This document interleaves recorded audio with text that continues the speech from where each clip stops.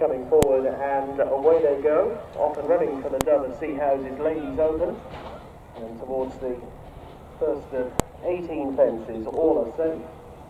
A steady tempo being set by Time for Gold, and on the outside Billy Bronco, they are the leading two. Close up in third is Ryan's Fancy, and then in fourth Latenightpass, just ahead of Oscar Wilde, and the back marker Fightfortheroses as they come over the second. Now they progress on towards the third. Billy Bronco, 2 shades of blue, going on now into Time for Gold. Latenightpass, hugely progressive last season, up towards their outside.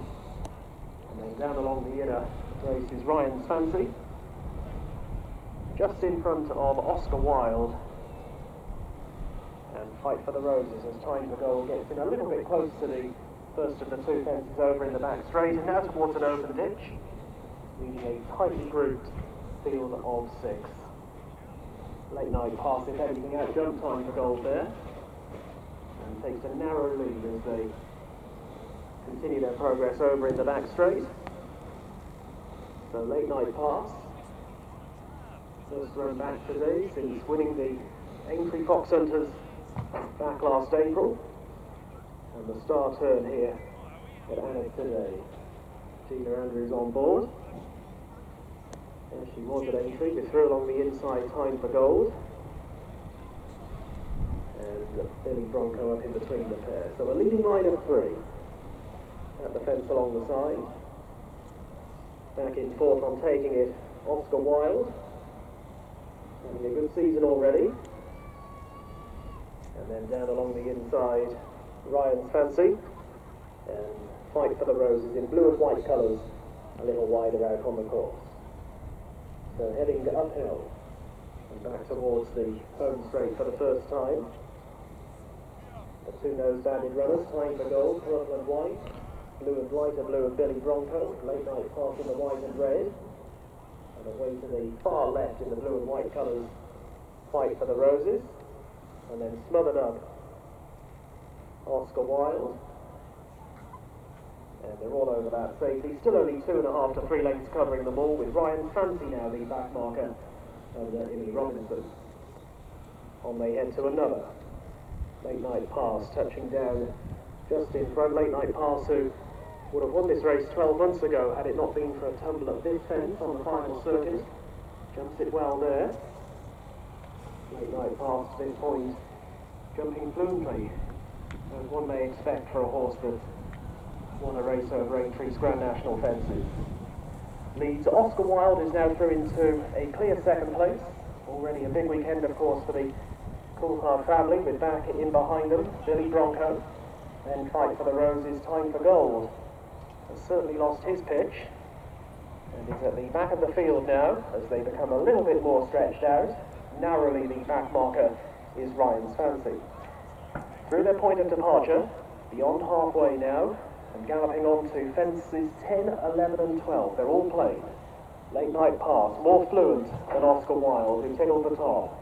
And then a 4-length break back to Billy Bronco and Fightfortheroses, Time for Gold, and last of all Ryan's Fancy. So continuing their progress, going away from us, and it is Latenightpass, leading by about a length and a half, in a little bit close to the next, but safely over. From in second position, Oscar Wilde, and then a 3-length break to Fightfortheroses in third, and Billy Bronco, Time for Gold.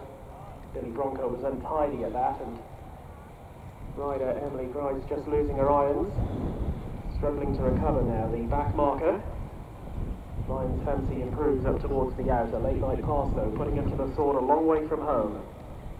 And they now, and eventually unseating their Billy Bronco. Emily Grice, she just couldn't recover from that previous fence mistake, and at the next obstacle parted company with her horse. Let's hope that she's okay. She's kneeling up, and the horse galloping on riderless. So 4 more left to get across in the Dover Sea Houses Ladies Open, and it is Latenightpass, with the others just beginning to close on him again here. Second position, the red colours, Oscar Wilde. And now only a length back to Time for Gold. Fight for the Roses in the blue, and the black and gold of Ryan's Fancy. Half a mile left to travel. 4 to jump. Latenightpass. Taking them to the fence along the side. Oh, and Oscar Wilde has unseated the rider, blundered and unseats.